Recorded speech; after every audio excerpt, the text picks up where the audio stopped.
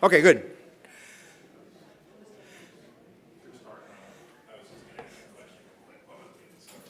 Okay. Thank you for coming to the session on civics education. I'm Mike Gonzalez of the Heritage Foundation. I will go first, and then Ashley Thorne of the National Association of Scholars, who's writing a very good paper on this, will speak after me.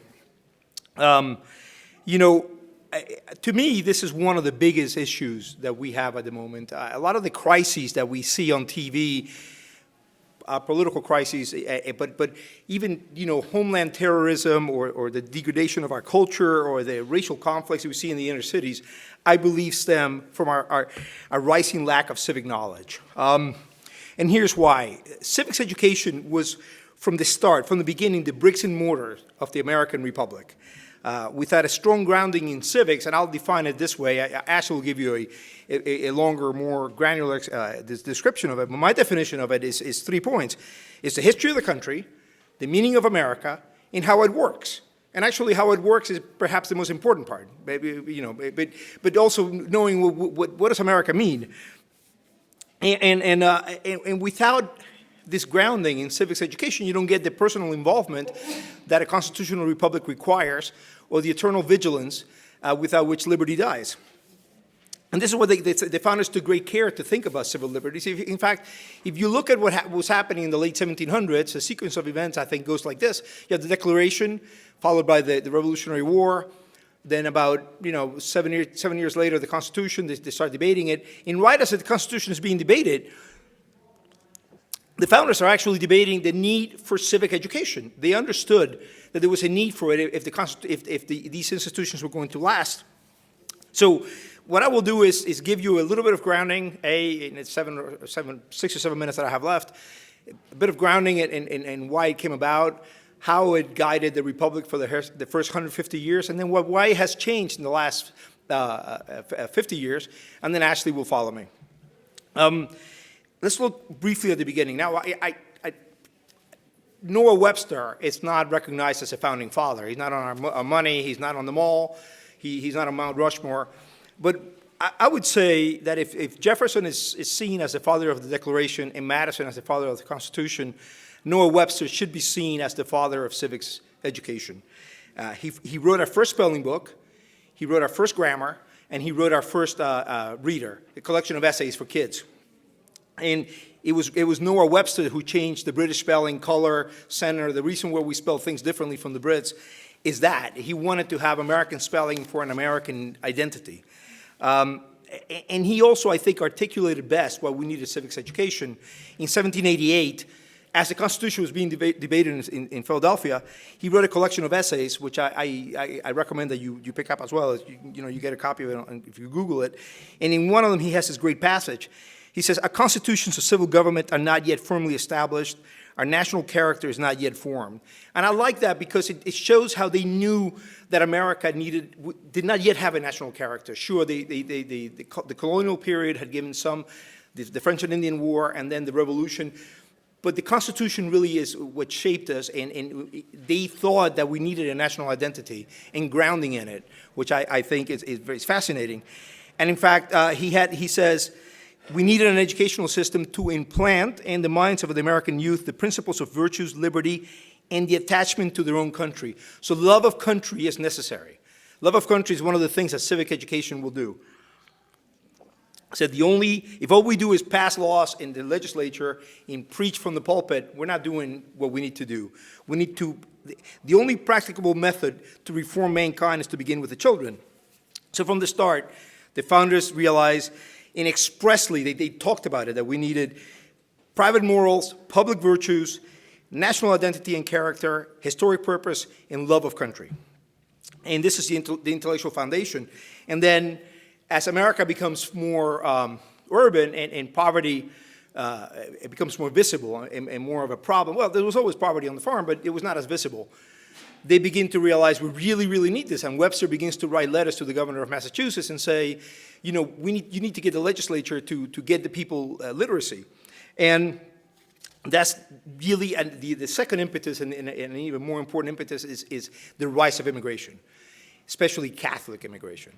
It was perfectly respectable for Protestants, who were really the mass of the country, to be anti-Catholic, and they thought that Catholic, the hierarchical nature of Catholicism was not going to jibe well with the Republican, constitutional republic, and they thought we need to teach these Catholic immigrants about what it's like to be a good American citizen. So as immigrants from Ireland begin to come in because of the potato famine, and as immigrants from Catholic immigrants from Germany because of economic dislocation begin to come in, there's a need to teach them, and this is the beginning of assimilation, how to assimilate them. Before, a lot of the immigrants from Ireland were from Northern Ireland, Presbyterian Protestants.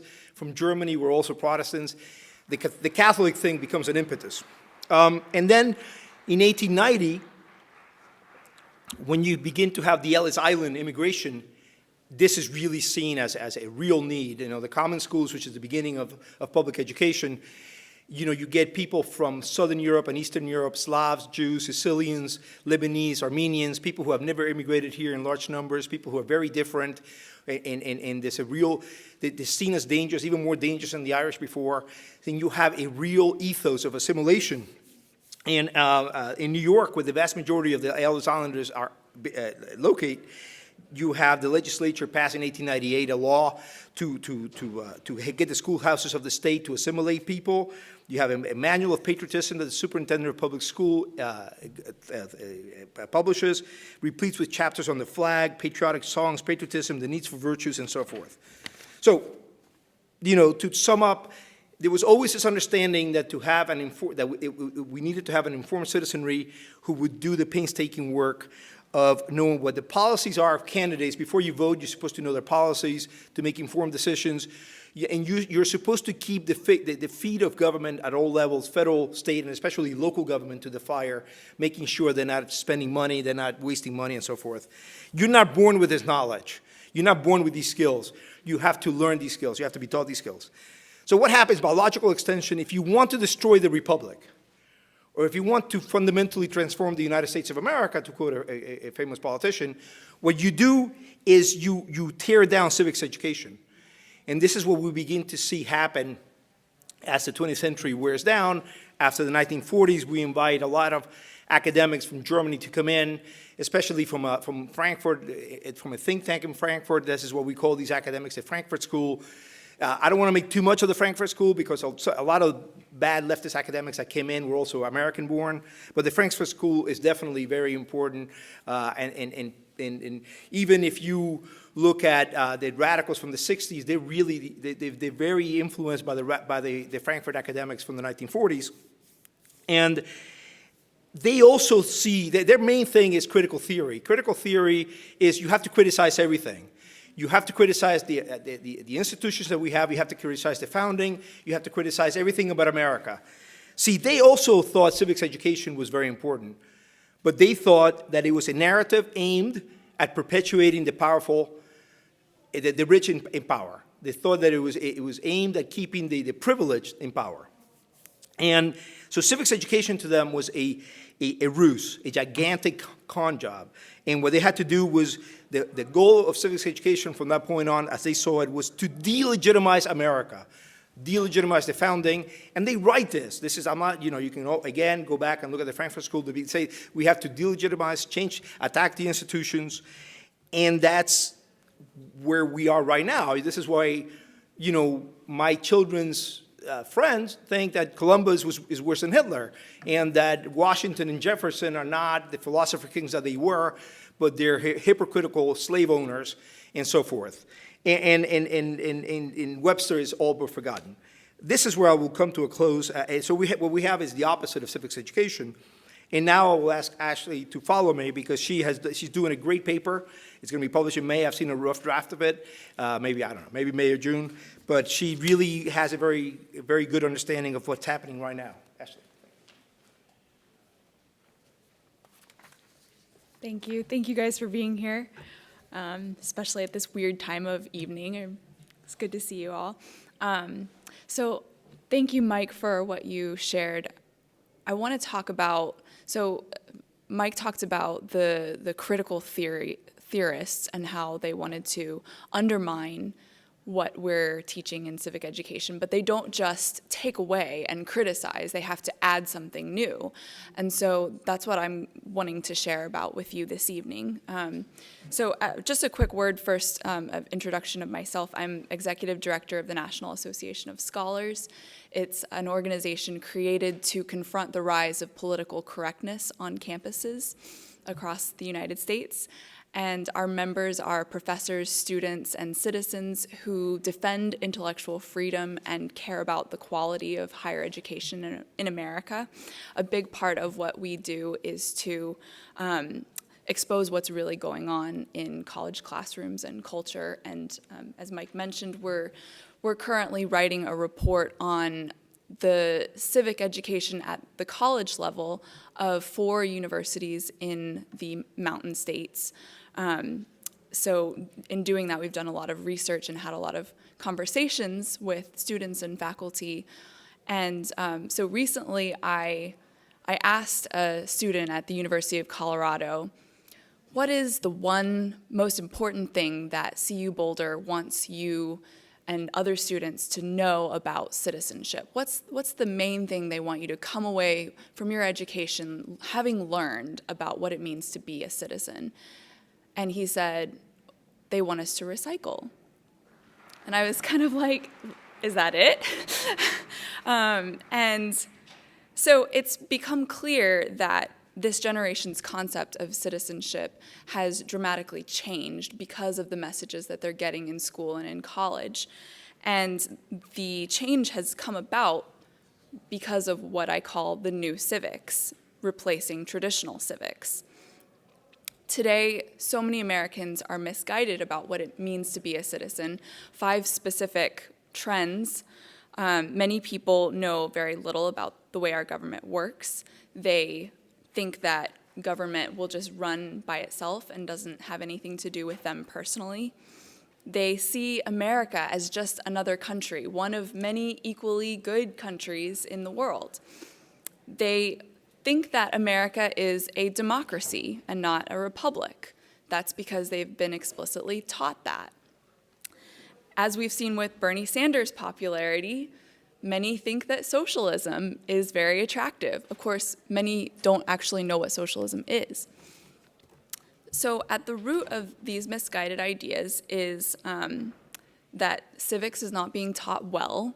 When it is taught, it's taught in a misleading way, and that's there's a new term, civic engagement, and that's what I call the new civics. It's very focused on the idea that the purpose of college is not so much education as it is activism. Now, we're here at CPAC. There are a lot of college students who are, there are sessions focused specifically on activism. Activism is perfectly good for college students to engage in, but it's not the main purpose of college. You need to learn about the world before you can change the world, and that the reason you go to college is to learn about the world first. And so there's a new focus in colleges today on activism, on community service, which again is totally great to have voluntary service.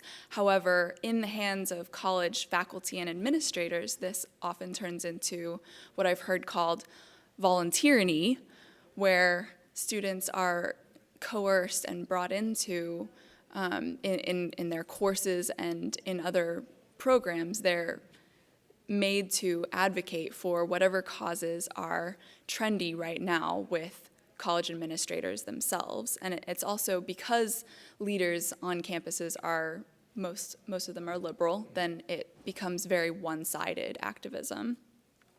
The Bible of this new civics movement is a document called A Crucible Moment. It was published in 2012 from a White House Commission task force, and it called on colleges and universities to take up civics as this new focus. So it was seemingly a good signal of bringing back a focus on civics at the college level. But if you look at this document, there's nothing in it on what you would think of as traditional civic education, or what I call the old civics. Mike defines civics as learning the history of the country, its meaning, and how it works. And so more specifically, old civics includes learning about the processes of self-governance, the need for virtuous citizenship, citizens' constitutional rights and duties, limited government, the foundations of private property and economic freedom. A Crucible Moment ignores all of this, and so do all the proponents of this new version of civics. So specifically, what it does focus on are diversity, sustainability, and global citizenship. Now, each of these sounds perfectly fine on the surface, but each one is full of underlying bias. So let's unpack each one just really briefly. Diversity is a justification for discrimination based on race. Sustainability is a way to use the mask of environmentalism to undermine free markets and promote a liberal point of view. Global citizenship is surrendering your national identity to a global identity. You're no longer a citizen of your country, you're just a citizen of the world, and any kind of patriotism is seen as very elitist and selfish. However, each of these ideologies has their own selfishness to them, and these ideologies are the basis for much of the closed-mindedness that we're seeing on college campuses today, because students are so in the grip of them that they can't see any other way. The fact that new civics has been on the rise tells us something important. It tells us that we will always have civic education of some kind, even if colleges and universities and schools are going to abandon our history and our heritage. There's still this sense that we need to tell the coming generation where they come from, who they are, where they're going. We need to give them some sort of narrative and framework for seeing the world, and so that's where this comes in. Students have an inherent thirst for being told what is true and what is enduring, and they latch on to this. But what students need more than this, they need to not understand themselves as agents of progressive change. They need to become inheritors of the legacy of our civilization, and their education is what should prepare them to do that, and to be good stewards of civilization. So one of the things we're asked to do is to share some solutions. So how can we ensure that the old civics will get taught?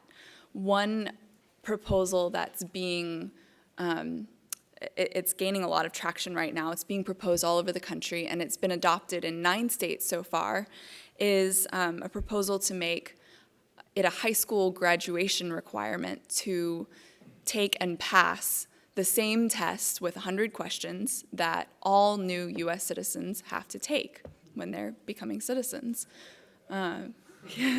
Yeah, you'd think this is kind of common sense. They get to learn common sense things like what are the First Amendment rights? What was the purpose of the Declaration of Independence? Where is the capital of the United States located? These are things that we should know as a country, and they aren't difficult. They don't take, they wouldn't overburden our students with too much testing, but ensuring that they know some things like this would go a long way to setting them up for this knowledge in adulthood. But civic education shouldn't end in high school. With college students, they're newly of the age to vote.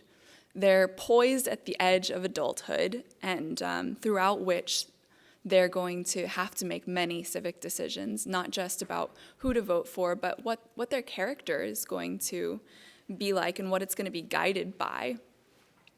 So they need to go deeper into civic knowledge, especially the philosophical foundations of American principles, such as, for example, Locke's idea of human freedom and the idea that governments need the consent of the governed.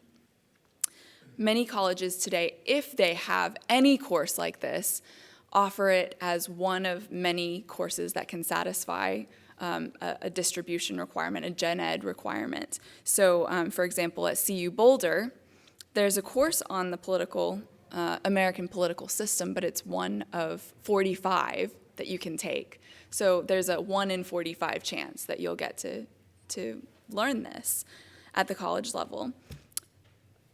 I believe that colleges and universities ought to make sure a course like this is part of all students' education, but even a core requirement isn't the final answer. In our study, we've seen the University of Wyoming, there's a state requirement that all college students have to take a course in American and Wyoming constitutions. So it is something that every student does. However, because it's required and because the people who teach it, there's one good professor, but others who teach it just treat it as, oh, well, I have to teach this course, it's a state requirement, and treat it as a chore rather than seeing the beauty of the ideas and the principles. And they take for granted the wonderful opportunity that we have to read about and talk about these things. So we need a civics education that is not just about the letter of the law, but about the American spirit. Above all, civic education should instill in students a profound appreciation of what it means to be an American, why the United States is unique, and why freedom matters. And that's not something they're going to get from just recycling.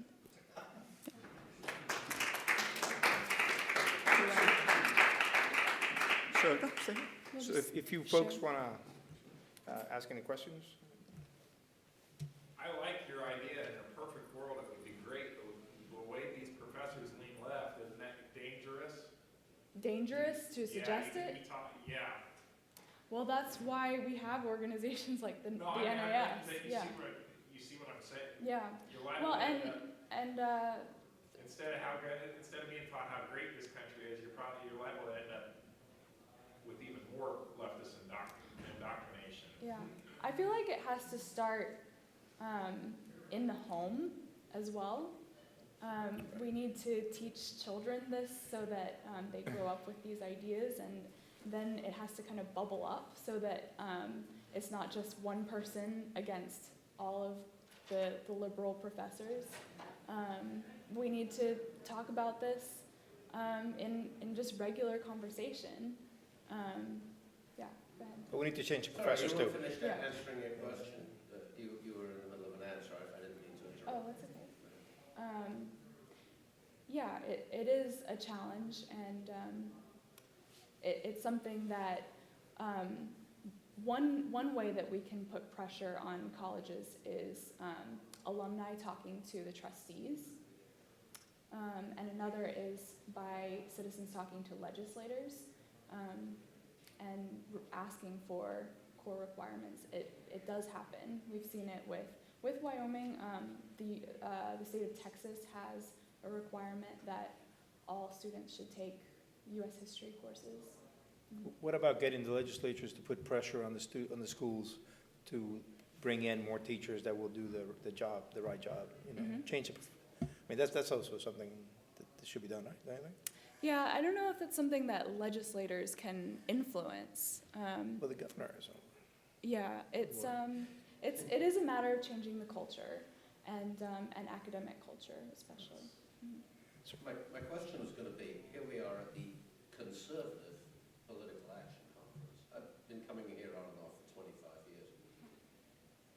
I think as time goes by, we've forgotten what it is we're supposed to conserve. Liberalism is taking a slice at a time, and they're happy with every gain we get. And every now and then we get a victory against them. But we're fighting the same battles we were fighting 25 years ago. Never got rid of abortion. Gun rights are still threatened, although that seems to be one of the more successful areas. Come in real handy in the next couple of years. As they used to say in the 60s when the revolution comes. I really hope not. Yeah, but, But you know what the founder of Heritage. I moved here from England, And I took my kids there for the first time 4 years ago, and they got to see what it was like with the hedges dividing the fields that had been there for 1,000 years. Right. Yeah. You know, America's still a very young country, and sometimes we've forgotten. I live in Virginia. Virginia used to be England until 1776, and as far as I'm concerned, it's still a very nice place for an Englishman to live. But conservatism as a movement still is drifting ever more to the left. As the culture drifts more and more to the left, you know, it's like, you can't put your kids in a conservative government school. They've all been completely co-opted. The colleges have gotten a lot worse since I graduated. Leftist professors are even more leftist. And sometimes I get discouraged, but I'm beginning to think that the best answer is private libraries.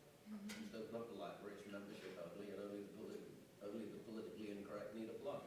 And that's where informal education and who we used to be, where we came from, you have to know where you've come from to know where you're going. And you know, the political fight is intractable, and ultimately we'll become an empire, or maybe we already are, but we just haven't realized it. And the answer to an empire is balkanization. Well, we And need that's, to, it's, that's we need like a really discouraging. yeah, and I just read a paper on that, actually. Yeah, I think part of the reason we are where we are is because conservatives just retreated from college education and let the liberals take over. And we need to realize that in colleges, and especially as there's a bigger and bigger push to have all students go to college, that's like the only viable option now. They're better off going to electrician school. Right, there are plenty of other good things for young people to do, but now that more and more are going, it's the finishing school of the left, and it's not something that we should just cede to the liberals. It's where culture is made, and it's very important that we pay attention. And yeah. Should we take questions in the back, that lady right there?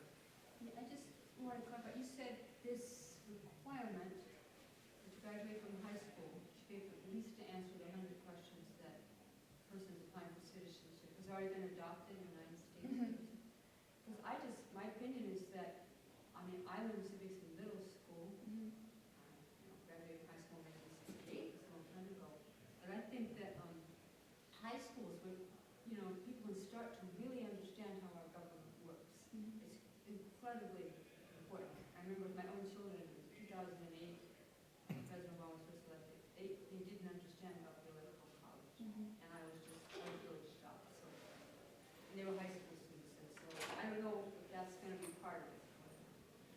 I hope other states can do that. Yeah, their goal is to have all 50 states by September 2017. I don't know. This is the Joe Foss Institute that is sponsoring this. Joe Foss, F-O-S-S. And as Ashley said, I think civics is being taught, but it's being taught, it's the new thing. The new thing, because I have children in ninth grade, I have another one in sixth grade. They're being taught something, but it's not what you and I should think they should be taught. Let me just get to the lady in the back. I was just going to make a comment. Go ahead. It's a follow-up. Go ahead. Yeah, I mean, that's why I got so excited when you said they're making them take the citizenship test, because those are just facts. Yeah. They're asking them facts. You can't twist a fact. Yeah. They can't twist, what is the First Amendment? That can't be, Right. Absolutely. You'd be surprised. well, yeah, but. My granddaughter is being homeschooled, and we're responsible for part of her homeschooling. But I cannot find a course on civics that I can teach to my granddaughter. And I was just online before looking for one of the old books on civics. When I was in school, there was a book, and my sister had it, and all of a sudden it disappeared, and we got social studies. And so social studies took over for the civics class. And it was this cute little book, and I would love to find that little book again so that I could teach out of that book. Any ideas on resources? You should go to the Heritage website, by the way. I think that we do help with some curricula. We do recommend some things. Look around in there. If not, just contact me. But I think your website should also help, right? Yeah, and I have a book on my shelf that contact me, and I'll let you know what that is. Sir, That's can great. you be willing to pay for it? I think one I'll of the give you my solutions email is address. conservatives need to run for school boards. Yes, Conservatives need to be watchdogs of their school yes, boards. yes, yes. Speak up and push back. Yeah, no, absolutely. It's harder, it's harder, Because there's so many. and conservatives work. And that's the thing, is that we, yeah. But I mean, no, I've talked a lot about this with people in my town in Maryland, and you're absolutely right. My wife says, where are you gonna find the time? I mean, you coach baseball, you know, you work day and night, it's church, but yeah. Anything you wanna? No, go ahead. I graduated from college 25 years ago, so what is the atmosphere on campus? How extreme is this, and what is the attitude of the students? And is it like the radical 60s, or where are we? Can you give me some perspective of what the thought process is of these students, and is there any research, do they sort of change once they get a job, or, I have no idea. Well, colleges and universities are trying to, a lot of the administrators are trying to breed mini-me's. So they want students to become like them. So a lot of students do go back into either university administration or activism. But as far as the atmosphere, I mean, I'm sure you heard last fall about all of the huge wave of protests across the United States on college campuses. And starting with Mizzou and Yale. But in Missouri, we won a victory. That woman got fired. She got fired. The professor got fired. I was shocked that she got fired. Yeah. You know, a lot of the professors are 60s radicals that like college so much. But remember Bill Ayers, the guy who introduced Obama to politics, who was the former terrorist? You know, what's little known about him is that he teaches teachers. He teaches professors. He's a teacher of Bill Ayers. They understand what's important. Yeah. He went from trying to blow up cops to teach teachers. Mm-hmm. So this is something that's always forgotten about. They didn't know how important this is. I think you had your hand up. Go ahead. I just wanted to say one other thing. So it used to be, and Bill Ayers certainly is an example of the kind of like indoctrinating professor and very radical, but it's not so much anymore the adults are indoctrinating the Right. children. The students themselves are the enforcers of political correctness and will not let their peers say certain things. And it also used to be the case that the most important idea was tolerance. And so then you could say, well, you're not being very tolerant of other ideas. But now you can't say that because they don't care about tolerance anymore. The idea of millennials today, their top value is justice. And justice is what they say it is. Social justice. Mm-hmm. And that's why if you disagree, then you can't be allowed to speak.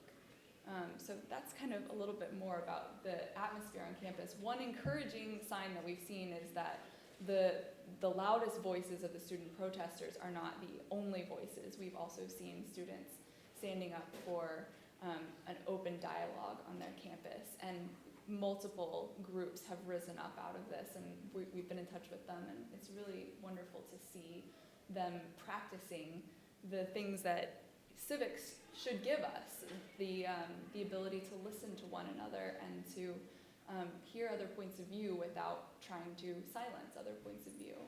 So some encouraging signs. We'll go to you first, then you. I just wanted to help answer that because I'm from Brown University, Oh, great. where recently students just came up with this huge initiative where they complained because their education was getting in the way of their activism.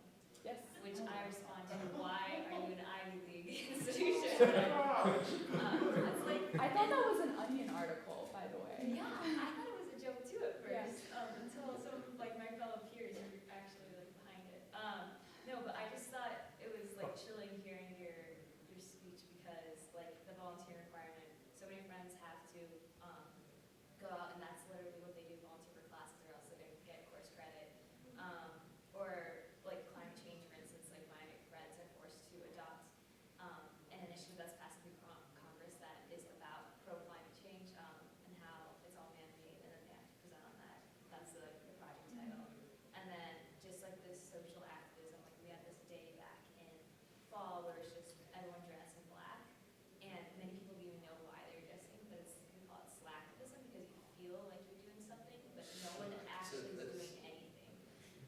So they didn't even know what the cost was. Yeah, a lot of people were just like, oh, other people are doing it. Do you ever ask any of them how many of them are volunteer firefighters?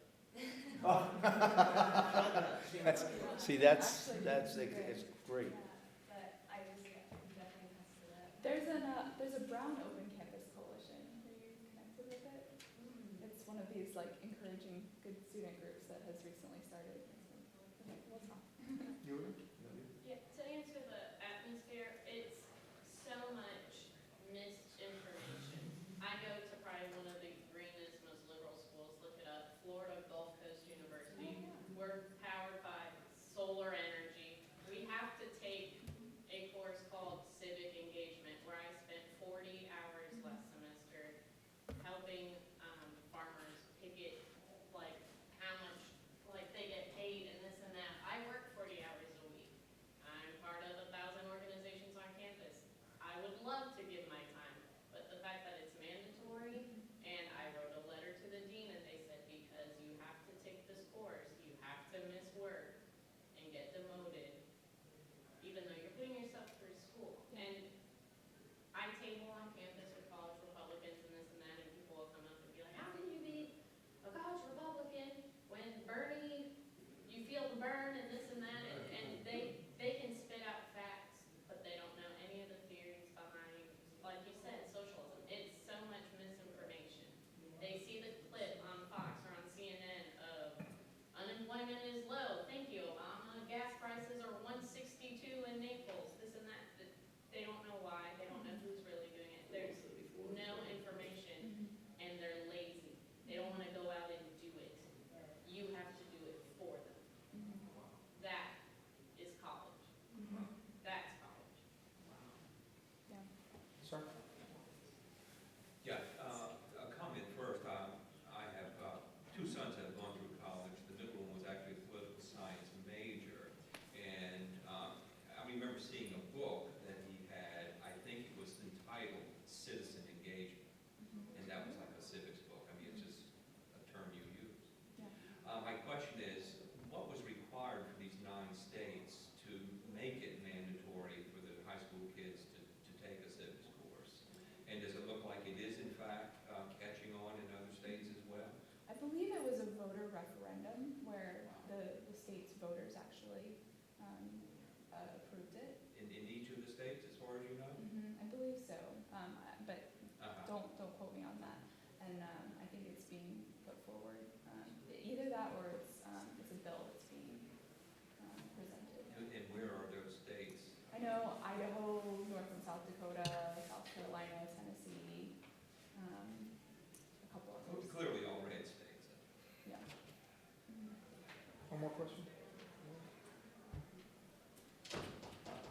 I'll ask another. Are there any other initiatives that you're aware of that hold promise for reinstilling the instruction of civics, high school or college?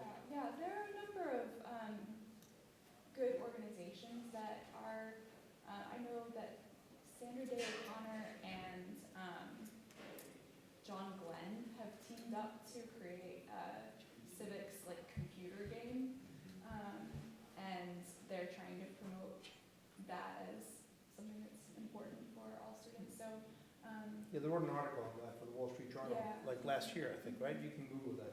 I think they give some details. and some other organizations. I can give you a list if you're interested. Yeah, one more question. Not really a question, but are you aware of a cartoon called Liberty Kids? Because that's a cartoon that's quite popular and my children watched it. I don't know who produced it, but it is about teaching young children about who we are, our history. Liberty Kids. Liberty Kids, it's about the founding of the country, and the children go through 4 episodes, and it really goes into detail about who Ben Franklin is, who Sam Adams is, and who John Adams is. It's really fascinating. Kind of sounds like a book, almost. There are some good websites, conservative websites, to check out these books or TV shows.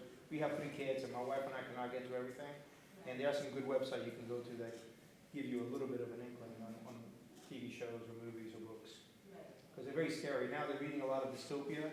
I don't understand why. My daughter and her friends and at the 12-year-old level, the 14-year-old level, they're reading about a lot of yeah, a lot of tragedy and dystopia, and I was like, why? I mean, I never read that when I was a kid. I read Treasure Island. I read Tom Sawyer. Anyway, thank you. Anyone? Okay, one more. Yeah, I was going to say, these students that take this test, if they fail, can we take back their citizenship?